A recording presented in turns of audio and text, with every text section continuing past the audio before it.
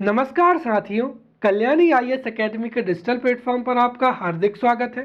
पिछले लेक्चर्स में हमने निःशक्त वर्ग या दिव्यांग वर्ग से संबंधित मुद्दे एवं लोक कल्याणकारी योजनाओं के बारे में बहुत ही अच्छे से पढ़ा एवं समझा था।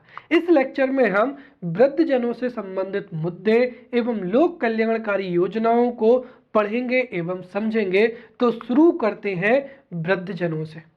हमारे परिवार के दादा दादी, नाना नानी एवं बड़े बूढ़े जो हैं वो बड़े बरगद के समान होते हैं, राइट। जो वृद्धजन है वो बच्चों को कहानियां सुनाते हैं, नैतिक शिक्षा देते हैं, अपनी कला एवं संस्कृति से रूबरू कराते हैं। तो वहीं जो घर के बड़े होते हैं उनको अपने अनुभव का ज्ञान देते हैं, समस्याओं से लड़ना सिखाते हैं, पूरे परिवार को एकता में बांधते हैं एवं पारिवारिक जो है एकता को मजबूत करते हैं, दृढ़ता प्रदान करते हैं। कुल मिलाकर ये कहें तो जो बड़े बूढ़े हैं वो अपने अनुभव, शिक्षा, ज्ञान से जो परिवार नाम का वृक्ष है उसको हमेशा सींचते हैं। परंतु हमारे देश में ये जो वृद्धजन है, कई ऐसे वृद्धजन हैं जिनकी कई समस्याएं हैं। कई वृद्धजनों को समय पर खाना नहीं मिलता है, तो कोई वृद्धजन जो है वो अपनी नित्य क्रियाओं के लिए, शारीरिक मदद के लिए अपेक्षित होता है, तो किसी को घर से बाहर निकाल दिया जाता है, तो किसी वृद्धजन को अपनी इलाज के लिए पैसे नहीं मिलते हैं या दवाइयाँ उपलब्ध नहीं हो पाती हैं, राइट। तो कोई वृद्धजन से अच्छा व्यवहार नहीं किया जाता है, इत्यादि इत्यादि इत्यादि कई समस्याएं होती हैं। मेरा प्रयास रहेगा कि हम इस टॉपिक में ऐसे पढ़ें कि न केवल हम मुख्य परीक्षा में अच्छे नंबर लेके आए, बल्कि जब हम प्रशासनिक अधिकारी बन जाएं तो हम इन वृद्धजनों के लिए अपना योगदान दे सकें। क्योंकि कई बार हम अखबार में पढ़ते हैं कि ये जो वृद्धजन होते हैं, ये वृद्धजन किसी भी ऑफिस में कहीं पर भी बैठ जाते हैं, कहीं पर भी अधिकारियों से हाथ जोड़ लेते हैं, बड़ी विनम्रता से पेश आते हैं। इसके विपरीत होता यह है कि जो प्रशासनिक अधिकारी होते हैं वो संवेदनहीन होकर उनसे वार्तालाप करते हैं या उनको ऑफिस से भगा देते हैं, उनकी समस्याओं को ध्यान नहीं देते हैं, राइट। कुल मिलाकर हम इतने सक्षम हो जाएं कि अगर हमें कभी मौका मिले तो हम इन वृद्धजनों की मदद भी कर पाएं। अब अगर हमसे पूछें कि ये वृद्धजन कौन होते हैं या हमारे देश में किन्हें वृद्धजन कहा जाता है, तो हमारे देश में वृद्धजनों की संवैधानिक तौर पर कोई स्पष्ट परिभाषा नहीं है। लेकिन राष्ट्रीय वृद्धजन नीति, जो राष्ट्रीय वृद्धजन नीति है, इस राष्ट्रीय वृद्धजन नीति के अनुसार कोई भी नागरिक जिसकी आयु 60 वर्ष से अधिक है उस व्यक्ति को हमारे देश में वृद्धजन या सीनियर सिटीजन कहा जाता है। और इसके साथ ही जो वृद्धावस्था है वो एक सतत, अपरिवर्तनीय एवं सार्वभौमिक प्रक्रिया है, जो हमेशा जैसे जैसे आयु बढ़ती जाएगी वैसे वैसे जो वृद्धावस्था है वह भी बढ़ती जाएगी। इसमें कोई भी परिवर्तन नहीं किया जा सकता है, चाहे कितनी भी मेडिकल फैसिलिटीज उपलब्ध करा दें, और ये सबके साथ में होती है, राइट। और अगर हम वृद्धावस्था की शुरुआत को देखें तो इसकी शुरुआत मानी जाती है कि जब व्यक्ति आर्थिक दृष्टि से अपनी उत्पादकता को खो देता है, या वह आर्थिक रूप से दूसरों पर निर्भर हो जाता है, या फिर उसकी जो उत्पादक में जो उसका योगदान है उसमें जब गिरावट आने लगती है तो उसे ही क्या माना जाता है, वृद्ध माना जाने लगता है। और हमारे संविधान में भी जो सरकारी कर्मचारी होते हैं उनकी रिटायरमेंट एज भी जो है वो 60 वर्ष से शुरू हो जाती है। तो किसी 60 वर्ष तो कहीं 65 वर्ष की जो आयु है वो रिटायरमेंट की आयु हो जाती है, क्योंकि 60 वर्ष की अवस्था में व्यक्ति शारीरिक रूप से, मानसिक रूप से, बौद्धिक रूप से एवं संवेगात्मक रूप से उतना कुशल नहीं होता है कि वो अपने कार्यों को, अपने दायित्वों को पूर्ण कर पाए। अब हम समझते हैं कि हमारे देश में वृद्धजनों की संख्या कितनी है। तो 2011 के आंकड़ों के अनुसार हमारे देश में वृद्धजनों की कुल संख्या है 104 मिलियन, अर्थात ये 10.4 करोड़ हुआ, राइट। तो हमारे देश में वृद्धजनों की जो संख्या है वो 10.4 4 करोड़ है, जो कि कुल जनसंख्या की कितनी है 8.6 है। वहीं 1951 में वृद्धजनों की संख्या जो देश की कुल संख्या का कितना था 5.5%, जो कि 2011 की जनसंख्या में वृद्धजनों की या सीनियर सिटीजन की जो संख्या है वो 104 मिलियन या 10.4 करोड़ हो चुकी है, जो कि जनसंख्या की 8 से 8.6%। इसके साथ ही 71 जो प्रतिशत है वो वृद्धजन जो है वो ग्रामीण क्षेत्रों में निवास करते हैं, तो वहीं 29% जो है वृद्धजन वो शहरी क्षेत्रों में निवास करते हैं।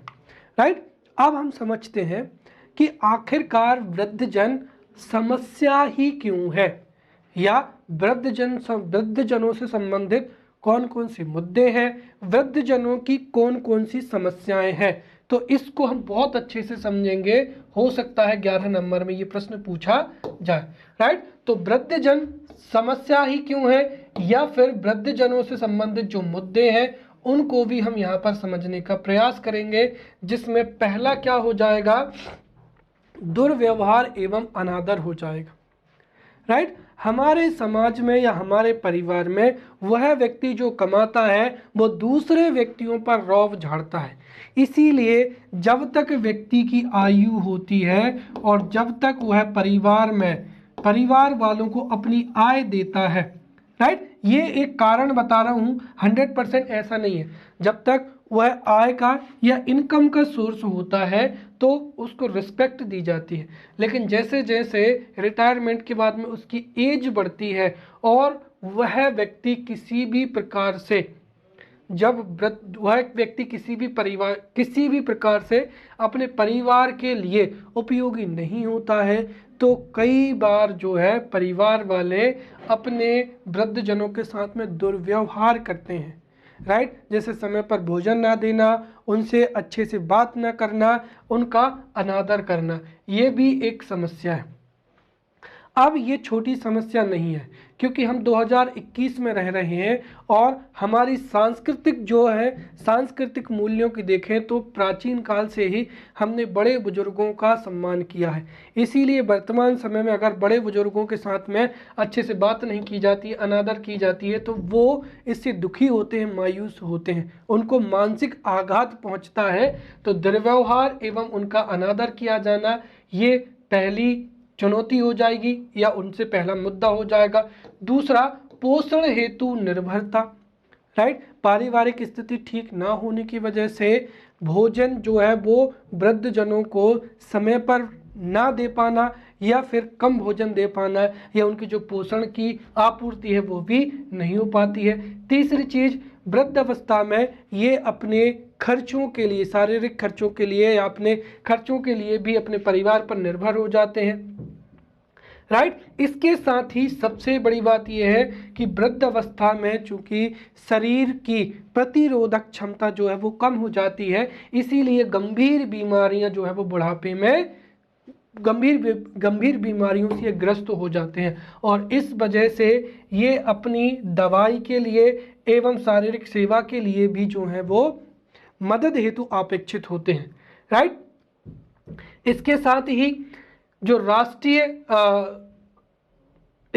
ही जो असुरक्षा, ये यहाँ पर कोई भी पॉइंट नहीं है, इसके साथ ही जो असुरक्षा एवं जो बढ़ते अपराध हैं, राइट, ये भी वर्तमान समय में उनकी चुनौती या समस्या बनी हुई है। राइट, क्योंकि अगर हम देखें वर्तमान समय में, तो वर्तमान समय में जो बड़े हैं उनको असुरक्षा का भी खतरा होता है, क्योंकि वर्तमान समय में पहले जहां पर संयुक्त परिवार हुआ करते थे, अर्थात सभी व्यक्ति जो है साथ में मिलकर रहते थे, अब वर्तमान समय में न्यूक्लियस फैमिली अर्थात हस्बैंड, वाइफ और उनके बच्चे, इस तरीके से जो बच्चे हैं वो अपने बुजुर्ग जनों से अलग रहते हैं या दूसरी जगह पर भी रहते हैं। इस वजह से भी कई बार लूटपाट की वजह से या अन्य किसी की वजह से उनको असुरक्षा से संबंधित समस्याएं होती हैं, और इसके साथ ही जो है बड़े बुजुर्ग हैं उनके साथ में अपराध भी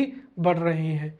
चोर हैं वो भी जानते हैं कि बड़े बुजुर्ग उनका सामना नहीं कर पाएंगे, इसीलिए बुजुर्गों से दुर्व्यवहार करना, उनके साथ लूटपाट करना, इसके जो है मामले बढ़ते ही चले जा रहे हैं। तो चूंकि शारीरिक रूप से वो उतने कुशल नहीं होते हैं, इसलिए उनके साथ में असुरक्षा एवं बढ़ते अपराध की भी समस्याएं बनती जा रही हैं।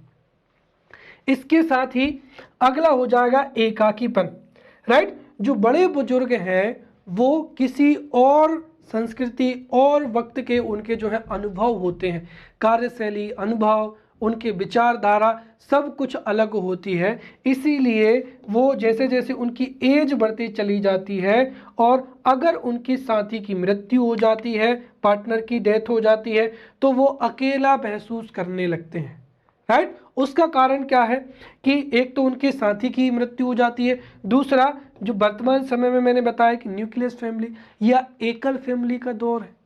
अब जो हस्बैंड वाइफ और बच्चों की शिक्षा की वजह से या रोजगार की वजह से जो परिवार का बेटा होता है, बेटा या बेटी या जो बच्चे होते वो सभी वृद्धजनों से अलग रहते हैं, तो एकल परिवार की प्रथा भी है। और युवाओं का जो है रोजगार, शिक्षा हेतु शहरी क्या हो जाएगा, पलायन हो जाएगा। इस वजह से भी जो वृद्धजन होते हैं वो परिवार में अकेले होते हैं और एकाकीपन की जो है भावना उनमें व्याप्त हो जाती है, राइट।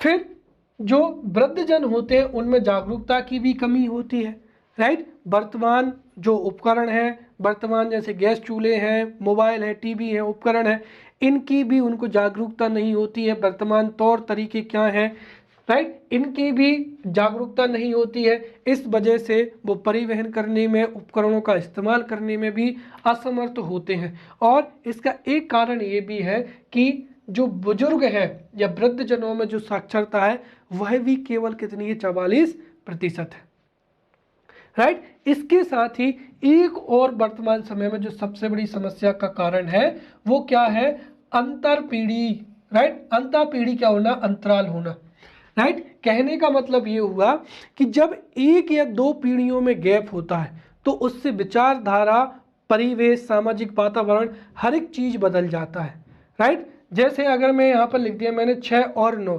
अगर मैं इधर से देखूंगा तो ये मुझे 6 दिखेगा, कोई व्यक्ति इधर से देखेगा तो उसको 9 लगेगा, इधर से देखेंगे तो ये 6 लगेगा। यही क्या होता है, पीढ़ी अंतराल कहलाता है। बुजुर्गों ने चूंकि उनका समय देखा है, उनके समय पे महंगाई नहीं होती थी, उनके समय पर कैसे वो पैसे बचाते थे, कैसे वो अपने बड़े बुजुर्गों के साथ बातचीत करते थे, उनके अपने समाज से क्या संबंध होते थे। और वर्तमान समय में जब वो इसकी तुलनात्मक करते हैं, राइट, तो स्थिति बिल्कुल क्या है, बदल चुकी है, राइट। इस वजह से अंतर पीढ़ी, जब एक या दो पीढ़ी का अंतराल हो जाता है तो उस वजह से भी जो बुजुर्ग है वो नई पीढ़ी से क्या है, सामंजस्य नहीं बिठा पाते हैं, राइट। प्राचीन समय में जो बड़े बुजुर्ग होते थे वो बच्चों को शिक्षित करने के लिए, नैतिक शिक्षा देने के लिए, उनको एक तरीके से उचित मार्ग पर लाने के लिए उनको डांटते थे, राइट। कई बार जो है उनको दंड भी देते थे। वर्तमान समय में हम बच्चों को लाड़ प्यार करते और उनको सिर पे बैठा लेते हैं। और आपने अगर देखा हो, आप न्यूज़पेपर पढ़ रहे हो, तो वर्तमान समय में हम बच्चों को लाड़ प्यार करने की बजाय, उनसे बातचीत करने की बजाय उनको मोबाइल दे देते हैं। और वो हम भी चाहते हैं कि भाई बच्चे मोबाइल ले लें और वो अपना काम करें, हम अपना काम करें। इसकी वजह से हो ये रहा है कि बच्चों में गेमिंग की आदत बढ़ रही है, राइट। और ये भले ही आज समस्या नहीं है, लेकिन आज से 3-4 वर्ष बाद ये बहुत बड़ी समस्या होगी। बच्चे अपने परिवार के साथ में, बड़े बूढ़ों के साथ में जो है वो समय नहीं बिताते हैं, जितना भी समय जा रहा है ऑनलाइन पे जा रहा है। इसीलिए दिन रात पबजी खेलने की वजह से आए दिन हम पढ़ते हैं कि वहाँ पर जो है वो बच्चा पागल हो चुका है, या किसी बच्चे की आंखें खराब हो चुकी हैं, कोई बच्चा मानसिक रूप से अस्थिर हो चुका है, राइट। तो ये तो मैंने बहुत आगे की स्थिति बताई है। कुल मिलाकर ये है कि जो वर्तमान समय के जो संचार के साधन है एवं मनोरंजन के साधन है, बुजुर्ग उनसे भी क्या है, तालमेल नहीं बिठा पाते हैं। इस वजह से अगर हम देखें तो पिछले कुछ वर्षों में जहाँ पर जो बच्चे होते थे वो दादा दादी, नाना नानी से कहानियाँ सुनते थे, उनके साथ में घूमते थे, फिरते थे, राइट। परंतु वर्तमान समय में चूंकि पीढ़ी अंतराल हो गया है, इसलिए बुजुर्ग जो है वो उनके मनोरंजन के साधनों से भी जो है वो तालमेल नहीं बिठा पाते। इसके साथ ही सामाजिक व्यवस्था भी जो है वो परिवर्तित हो गई है, राइट। और इस सामाजिक प्रथा के परिवर्तित होने से या सामाजिक व्यवहार में परिवर्तन होने से भी ये कटा कटा महसूस करते हैं। और सबसे बड़ी बात क्या है, विचारधारा में परिवर्तन भी हो जाएगा, राइट। अब हम आगे समझते हैं। यहाँ पर अगली हो जाएगी आवासीय समस्या हो जाएगी। कई बार घर की स्थिति ठीक ना होने की वजह से भी जो है वो वृद्धजनों को परिवार से निष्कासित कर दिया जाता है, या उनके लिए उपयुक्त जो है रहने की सोने की व्यवस्था भी नहीं होती है, और परिवार से निष्कासन भी मिल जाता है तो उनको आवासीय समस्या भी होती है। फिर कई परिवार अपने वृद्धजनों को वृद्धाश्रम छोड़ देते हैं, और ये शहरों की एक कड़वी सच्चाई है कि शहरों में अगर कोई बेटा या कोई संतान अगर सक्षम है, और सक्षम होने के बावजूद अगर वो अपने परिवार वालों को वृद्धाश्रम छोड़ रहे हैं, तो ये वर्तमान समय में बहुत ही दुखद घटना है, राइट। एक नया ट्रेंड हो गया है, राइट। ओल्ड होम्स बनने लगे हैं, राइट। जैसे हम बच्चों का एडमिशन दिलाते हैं, वहाँ पर हम हमारे जो बुजुर्ग हैं उनको एडमिशन दिला सकते हैं, राइट। और वो वहाँ पर उनके लिए मनोरंजन के साधन भी होंगे, हर एक चीज़ होंगी। लेकिन समस्या वही है ना कि ओल्ड होम्स को या वृद्ध घरों को या वृद्ध जो ओल्ड होम्स का जो कंसेप्ट है वो उन लोगों के लिए है जो आर्थिक रूप से बहुत सक्षम है, अपना जो है इनकम का एक भाग ओल्ड होम्स में पे कर देंगे और काम चल जाएगा। लेकिन हमारे देश की आधी से अधिक आबादी की तो समस्या ही क्या है, गरीबी है, बेरोजगारी है। उतनी आय ही नहीं होती है कि वो अपने बच्चों का पालन पोषण कर सकें, राइट। इस वजह से भी उनको वृद्ध जो है वृद्धाश्रम में छोड़ देते। फिर शारीरिक अक्षमता भी होती है, अपने नित्य कार्य करने के लिए भी वो सक्षम नहीं होते हैं, राइट। फिर वृद्धावस्था जो है उनको देखभाल सुविधाओं का भी क्या होता है, अभाव होता है। कई बार उनको चलने फिरने में, खाने पीने में कई प्रकार की समस्याएं होती हैं, तो उनकी भी जो है सुविधाओं की रिक्वायरमेंट होती है, राइट। और दैनिक क्रियाओं के लिए भी उनको जो है सहायता अपेक्षित होती है। तो ये यहाँ पर हमने जो है वृद्धजनों से संबंधित महत्वपूर्ण मुद्दे, चुनौतियों के बारे में समझा एवं पढ़ा। अब हम समझते हैं कि वृद्धजनों का महत्व क्या है। तो यहाँ पर अगर 3 नंबर में या 5 नंबर में प्रश्न पूछा जाए तो हम देखते हैं कि बुजुर्गों का क्या महत्व है। जैसा कि मैंने पहले ही बता दिया है कि भारतीय संस्कृति में वृद्धजनों को बड़े सम्मान के भाव से देखा जाता है। उनकी जो स्थिति है वो वट वृक्ष की क्या है, भांति है, राइट। और हमारी संस्कृति में ही कुछ कंट्राडिक्शन विद्यमान है। एक और जहां पर हम हमारे बुजुर्गों की मृत्यु हो जाने पर, राइट, जो मृत्यु हो जाने पर मृत्यु भोज देते हैं, राइट, उनको अच्छा खाना देने के लिए हम कौओं को खाना खिलाते हैं, कुछ ऐसी प्रथाएं हैं। लेकिन जीते जी हम कभी भी उनको समय पर भोजन नहीं देते हैं या उनकी पोषण की पूर्ति भी नहीं कर पाते। तो ये एक कॉन्ट्राडिक्शन है जो हमारी संस्कृति में मौजूद है। एक तरफ हम उनको सम्मान भी करते हैं, उनका बड़ा मान सम्मान देते हैं, दूसरी तरफ उन्हीं के साथ में अनादर किया जाता है, दुर्व्यवहार किया जाता है, समय पर खाना नहीं दिया जाता है, राइट। तो बहरहाल हम महत्व समझ रहे हैं। तो वो एक वट वृक्ष की भांति होती हैं, छोटे बच्चों को शिक्षा, नैतिक शिक्षा, अपना अनुभव देते हैं, परिवार को अपना जो जीवन भर का एक्सपीरियंस देते हैं, और परिवार को एकता समरसता, राइट, एकता समरसता को क्या करते हैं, बढ़ावा देते हैं। इसके साथ ही उनके जीवन के जो व्यवहारिक अनुभव है उनसे भी परिवार के सदस्यों को रूबरू कराते हैं, राइट। इसके साथ ही कई जो बुजुर्ग हैं वो मुखिया की भूमिका का भी निर्वहन करते हैं और बच्चों को नैतिक शिक्षा भी देते हैं। अब हम यहाँ पर समझेंगे कि जो वृद्धजन है उनके लिए हमारी सरकार कौन कौन से लोक कल्याणकारी कार्यक्रम चला रही है। तो वृद्धजन हेतु कल्याणकारी कार्यक्रम, और मैंने फिर बताऊंगा मैं आपको कि हो सकता है ये प्रश्न पूछा जाए कि वृद्धजनों हेतु जो कल्याणकारी कल्याणकारी कार्यक्रम है उनमें कौन कौन सी योजनाएं हैं, या सरकार ने कौन कौन से विधियां पारित किए हैं, या संविधान में कौन कौन से अनुच्छेद हैं, या फिर कोई अन्य। तो यहाँ पर जो कल्याणकारी कार्यक्रम है अगर 11 नंबर में पूछा जाए तो हम इस तरीके से संविधान में प्रावधान, वैधानिक जो प्रावधान है, योजनागत जो प्रावधान है एवं अन्य जो प्रावधान है उनको एक एक करके बहुत अच्छे से पढ़ेंगे। सबसे पहला क्या हो जाएगा, यहाँ पर संवैधानिक प्रावधान हो जाएगा।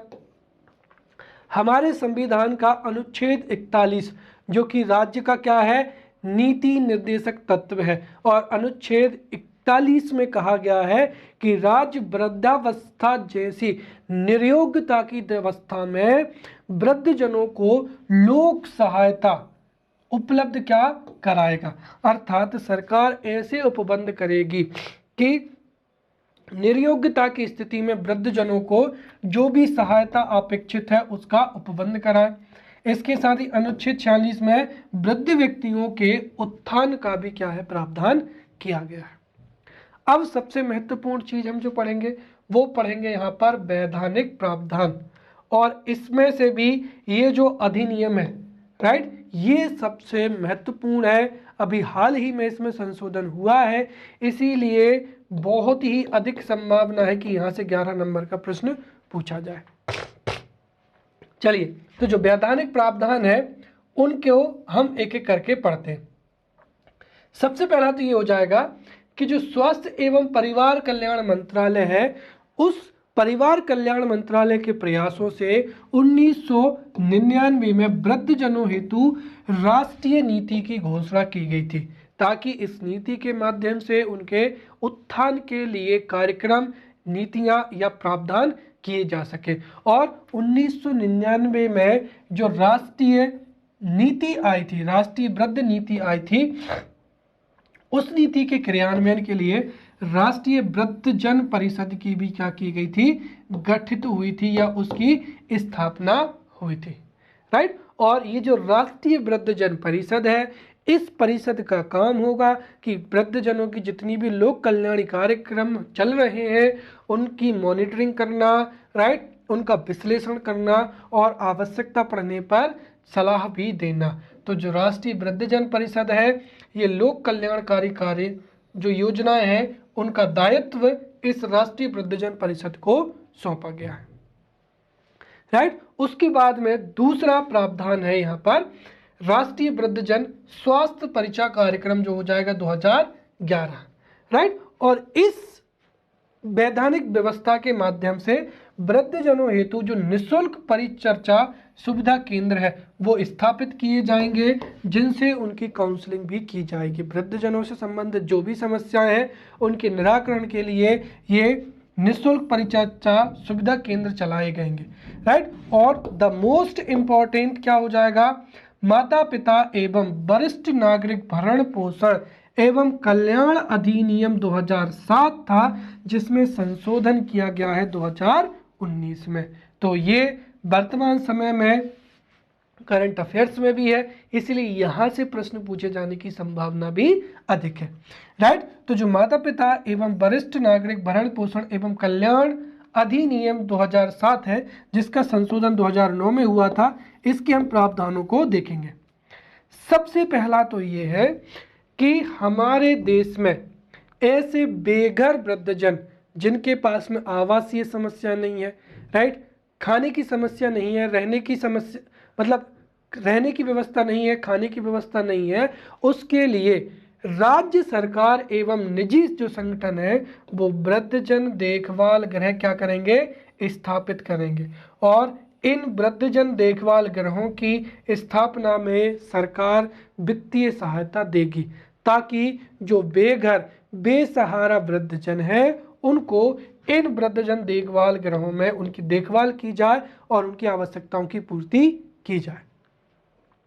दूसरी चीज ये है कि अब यदि कोई भी बेटा या बेटी अपने माता पिता को अपने घर परिवार से निष्कासित कर देती है, तो पहले कोई भी नियम कानून नहीं था, लेकिन अब इस नियम की वजह से जो वृद्धजन है वो अपने बच्चों से भरण पोषण का भत्ता भी मांग सकते हैं, अर्थात ये अब वैधानिक व्यवस्था हो चुकी है।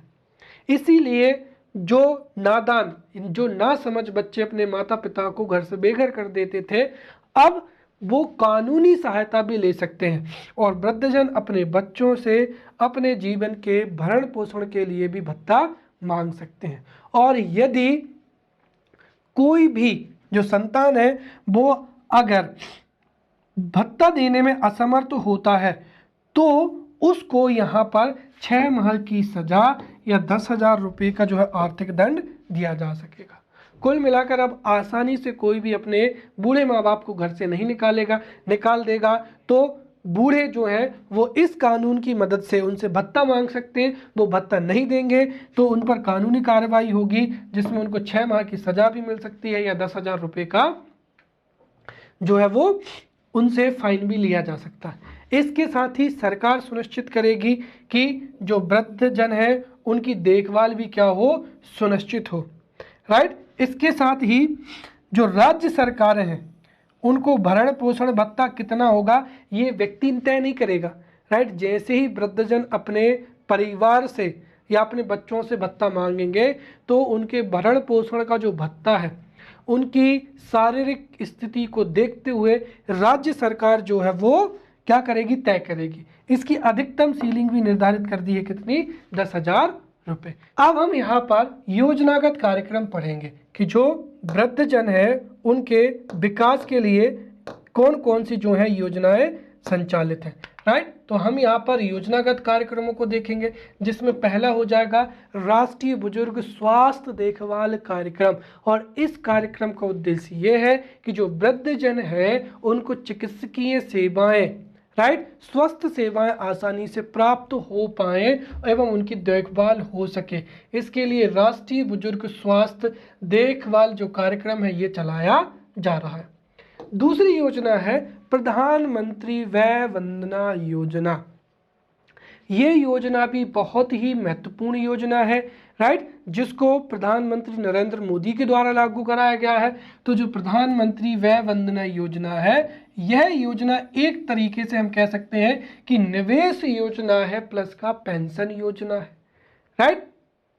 इस योजना के माध्यम से यहाँ पर 31 मार्च 2023 तक ऐसे बुजुर्ग, राइट, ऐसे एक तरीके से अगर हम देखें 60 वर्ष से अधिक, जो 60 वर्ष से अधिक जो वृद्धजन है वो इस योजना में क्या कर सकते हैं, भाग ले सकते हैं। कहने का मतलब ये जो 60 वर्ष से अधिक उम्र के वृद्धजन हैं वो हर महीने जितना भी इन्वेस्ट करना चाहे उतने का निवेश कर सकते हैं और जितना निवेश करेंगे उस आधार पर उनको कुछ वर्षों पश्चात जो है 10 वर्ष तक एक निश्चित दर से उनको क्या दी जाएगी, मासिक पेंशन दी जाएगी। और इस योजना के माध्यम से अधिकतम 15 लाख का जो है निवेश किया जा सकता है। तो 60 वर्ष की उम्र के बाद में या 60 वर्ष की अवस्था में जब वो हर महीने या जितना भी उनको निवेश करना है वो इस योजना के माध्यम से निवेश कर सकते हैं। फिर उनको 10 वर्षों तक जो है वो पेंशन हर महीने जो है निश्चित पेंशन दी जाएगी। फिर अगला हो जाएगा यहाँ पर जो योजना है, जो ये भी बहुत महत्वपूर्ण है, वह है राष्ट्रीय गांधी राष्ट्रीय वृद्धावस्था पेंशन योजना। और जिस योजना के बारे में मैंने अभी आपसे जिक्र किया था कि ग्रामीण क्षेत्रों में कई बार क्या होता है, आर्थिक स्थिति उतनी अच्छी नहीं होती है कि जो कमाऊ व्यक्ति है वो अपने पूरे परिवार का भरण पोषण कर सके। इसीलिए कई बार जो वृद्धजन हैं उनको पोषण संबंधी, चिकित्सा संबंधी उनको सुविधाएं नहीं मिल पाती हैं। इस समस्या से निपटने के लिए भी यहाँ पर इंदिरा गांधी राष्ट्रीय पेंशन योजना चलाई जा रही है। और इस पेंशन योजना के माध्यम से क्या होगा कि जो वृद्धजन गरीबी रेखा के नीचे से हैं तथा जिनके परिवार में कमाने वाले का निधन हो गया है या फिर इसमें निर्धारित जो अन्य मापदंड हैं उन अन्य मापदंडों की पूर्ति होने पर ऐसे वृद्धजन जिनकी आयु 60 से 79 ईयर है उनको 200 रुपये केंद्र सरकार और 300 रुपये राज्य सरकार, अर्थात उन वृद्धजनों को 300 रुपये की जो है वो वित्तीय सहायता दी जाएगी या पेंशन उनको दी जाएगी, राइट। वहीं अगर किसी वृद्ध की आयु 80 वर्ष से अधिक है तो उसको 500 रुपये प्रति माह से क्या दिया जाएगा, पेंशन दिया जाएगा। तो योजनाएं अच्छी है, लेकिन इसकी भी कमी ये है कि वर्तमान परिदृश्य में ये 300 रुपये बहुत ही कम होते हैं। इनसे ना तो वृद्ध जन जो है वो अपनी दवाइयाँ और ना ही अपने खर्चे नियंत्रित कर सकते हैं। इसके साथ ही बड़े पैमाने पर भ्रष्टाचार भी होता है। जिन वृद्धजनों की मृत्यु हो जाती है उनके नाम से कई वर्षों तक पैसा निकाल जाता है। अगला हो जाएगा अटल पेंशन योजना 2015, राइट। अब देखिए, जो प्रधानमंत्री वय वंदना योजना है और अटल पेंशन योजना है, इसका लगभग एक तरीके का ही क्या है, फॉर्मेट है, राइट। जो प्रधानमंत्री वय वंदना योजना है इसमें 60 वर्ष से अधिक के भाग ले सकते थे, और जो अटल पेंशन योजना है जिसमें 18 से 40 वर्ष तक के क्या है, भाग ले सकते हैं। और 18 से लेकर 40 वर्ग के ऐसे व्यक्ति जो सोचते हैं कि हो सकता है भविष्य में उनको वित्तीय सहायता ना मिल पाए, ये वो वित्तीय सुरक्षा के लिए इसमें भाग ले सकते हैं। और सबसे अच्छी बात ये है कि जो भी व्यक्ति, इसमें सरकार ने ऐसा फॉर्मेट बनाया है कि जो भी व्यक्ति इसको ज्वाइन करेगा, जितना लेट करेगा उसको किस्त उतनी ज़्यादा देनी पड़ेगी, और कुल मिलाकर जितना व्यक्ति निवेश करेगा उस निवेश के आधार पर 60 वर्ष के बाद में उसको न्यूनतम 1000 रुपये और अधिकतम 5000 रुपये प्रति माह के हिसाब से पेंशन मिलेगी। तो ये है यहाँ पर अटल पेंशन योजना, जिसमें 18 से 40 वर्ष के जो है वो भाग ले सकते हैं। अगला हो जाएगा प्रधानमंत्री श्रम योगी मानधन योजना, राइट, 2019। अब जो अटल पेंशन योजना 2015 है ये सभी वर्गों के व्यक्तियों के लिए है, राइट। और ये जो प्रधानमंत्री श्रम योगी योजना है ये यहाँ पर श्रमिकों के लिए है। योजना का फॉर्मेट वही है, राइट। ऐसे श्रमिक जो कि असंगठित क्षेत्र में है, जिनकी नौकरी का कोई भी अता पता नहीं है और भविष्य के लिए वित्तीय सुरक्षा भी नहीं है, वो अपनी वित्तीय सुरक्षा के लिए प्रधानमंत्री श्रम योगी मानधन योजना में भाग ले सकते हैं। और जब ये इस योजना को ज्वाइन करेंगे तो इनको हर महीने किस्त के रूप में जो है पैसा जमा करना पड़ेगा, और वह पैसा संचित होकर जब उनकी आयु 60 वर्ष की हो जाएगी तो 60 वर्ष की आयु होने पर उनको हर महीने जो है 3000 रुपये माह की क्या देनी पड़ेगी, पेंशन देनी पड़ेगी। लेकिन ये जो है ये सर्वव्यापी जो है योजना नहीं है, अर्थात इस योजना में जो भी भाग लेगा उसी को जो है पेंशन मिलेगी, राइट। तो 60 वर्ष की जब आयु हो जाएगी तो उनको 3000 रुपये जो है प्रति माह के हिसाब से पेंशन मिलेगी, अर्थात वो अपनी वृद्धावस्था में वित्तीय जो है उनको सुरक्षा मिल जाएगी। वैसे ही है प्रधानमंत्री किसान मानधन योजना, योजना वही है, अब किसके लिए आ गई, किसानों के लिए। तो प्रधानमंत्री किसान मानधन योजना में भी भारत के जो किसान हैं वो भाग ले सकते हैं। ऐसे किसान जिनको वित्तीय सुरक्षा चाहिए वो किसान जो है इस योजना में भाग ले सकते हैं। इनको भी हर महीने जो है प्रीमियम की किस्त देनी होगी या बीमा किस्त देनी होगी, और जब उनकी आयु 60 वर्ष हो जाएगी तो इन्हें भी 3000 रुपये प्रति माह से पेंशन दी जाएगी। वैसे ही क्या है, प्रधानमंत्री लघु व्यापारी मानधन योजना हो जाएगी, योजना फिर वही है। इसमें जो लघु व्यापारी हैं वो भी इस योजना में भाग ले सकते हैं, अपनी जो है जितनी उनकी क्षमता उस अनुरूप में वो क्या करेंगे, बीमा की किस्त भरेंगे, और 60 वर्ष की आयु हो जाएगी तो उनको 3000 रुपये प्रति माह के हिसाब से पेंशन मिलेगी। तो बहुत ही अच्छा कंसेप्ट है। अभी जो बीमा की किस्त है वह भी सरकार ने 250 से 500 या मैक्सिमम 700 के बीच में निर्धारित की है। तो कोई भी व्यक्ति अपने भविष्य के लिए इस योजना को ज्वाइन कर सकता है। हर महीने जो है वो 1 या 2 दिन का जो वेतन बनता है वो अगर इस बीमा के रूप में जो है सरकार को दे देता है तो वृद्धावस्था होने पर उसको पेंशन मिलेगी और वह अपने वृद्धावस्था को खुशहाली से जो है वो काट पाएगा, राइट। इसके साथ ही क्या हो जाएगा, भविष्य निधि स्कीम हो जाएगी। ये तो सीधी सी बात है, जो सरकारी कर्मचारी हैं उनको पीएफ पीएफ की सुविधा भी मिलेगी, प्रोविडेंट फंड भी मिलेगा, राइट। तो इस ये जो प्रोविडेंट भविष्य निधि स्कीम है, इससे भी वो लमसम में जो है उनको आर्थिक सहायता मिलेगी। अब आ जाती है इंदिरा गांधी राष्ट्रीय विधवा पेंशन योजना 2009, राइट। ये भी एक तरीके से क्या है, पेंशन योजना है, वृद्धावस्था के लिए है, राइट। और इस योजना के माध्यम से ऐसी महिलाएं जिनकी आयु कितनी है, 40 से 80 वर्ष है, उन विधवा महिलाओं को गरीबी रेखा से यदि वो नीचे है तो उनको 300 रुपये जो है वो विधवा पेंशन मिलेगी। गरीबी रेखा से नीचे है, 40 से 79 वर्ष की आयु के बीच में है, तो वो विधवा होंगी तो उनको 300 रुपये प्रति माह के हिसाब से पेंशन मिलेगी। और अगर 80 वर्ष से अधिक आयु है तो 500 रुपये प्रति माह के हिसाब से उनको पेंशन मिलेगी। अब आती है सबसे महत्वपूर्ण योजना, जिसका नाम क्या है, एकीकृत योजना। ये जो एकीकृत योजना है यह भी बहुत ही महत्वपूर्ण क्या है, योजना है। ये जो एकीकृत योजना है या एकीकृत कार्यक्रम है, इस कार्यक्रम के तहत सभी योजनाओं को एक तरीके से इसके मूलभूत तत्व लिए गए।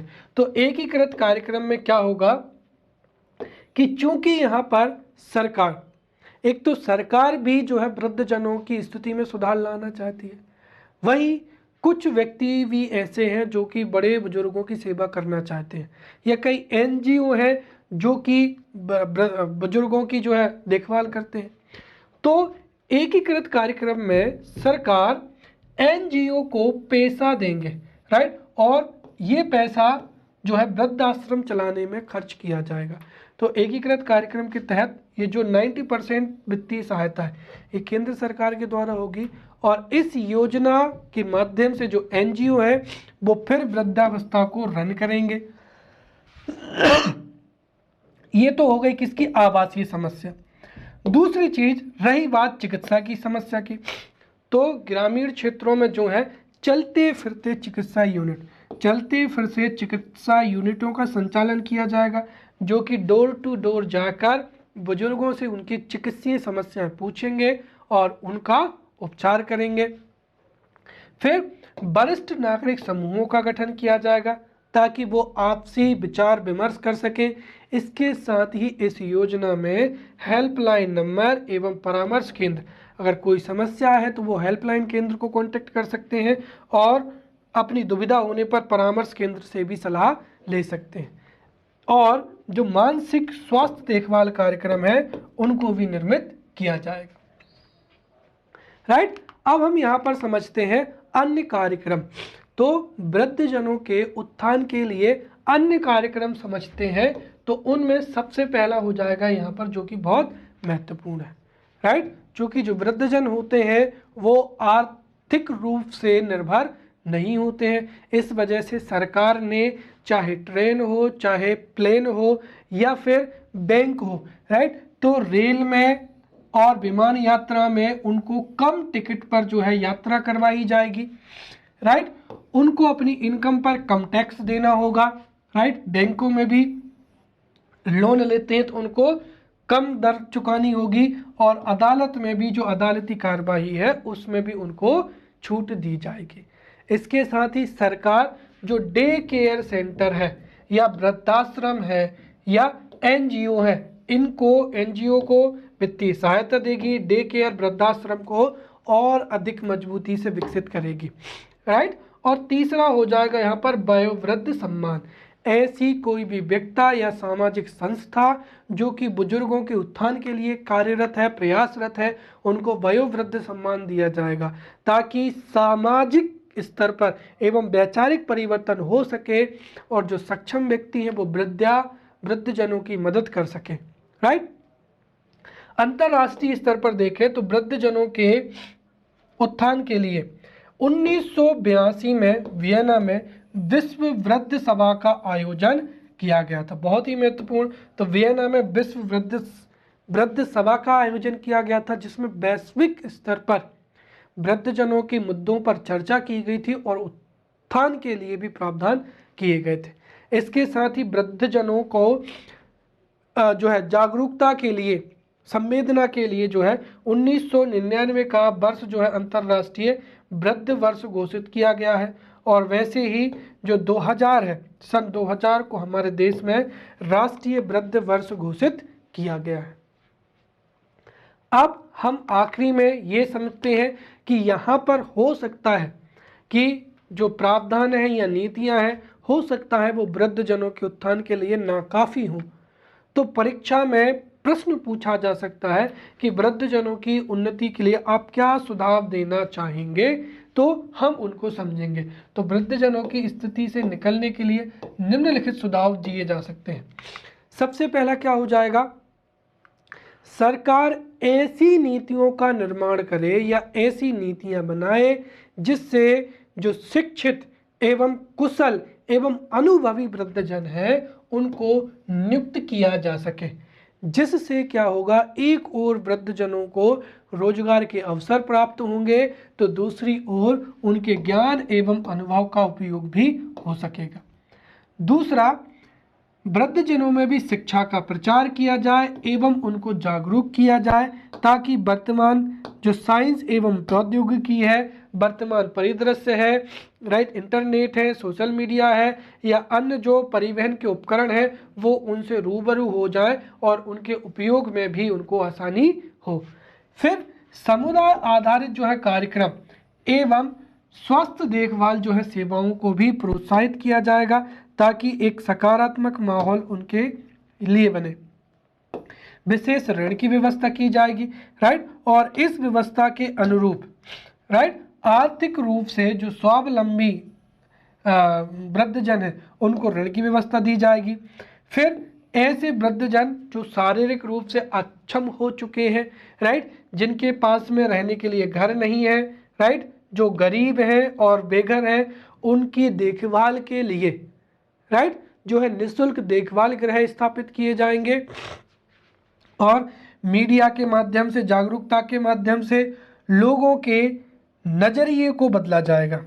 यहाँ पर लिखा है नजरिया, राइट, नजरिया को बदला जाए ताकि जो वृद्धजन है वो लोगों की पसंद बने, चाहे कि वृद्धजन हमारे पास रहे, ना कि वो उनकी मजबूरी बने, राइट। इसके साथ ही सरकार जो पेंशन दे रही है, राइट, 300 रुपये प्रति माह, 500 रुपये प्रति माह, इसको भी बढ़ाकर न्यूनतम 2000 कर देना चाहिए, क्योंकि वर्तमान में जो महंगाई है वो बहुत ही अधिक बढ़ चुकी है।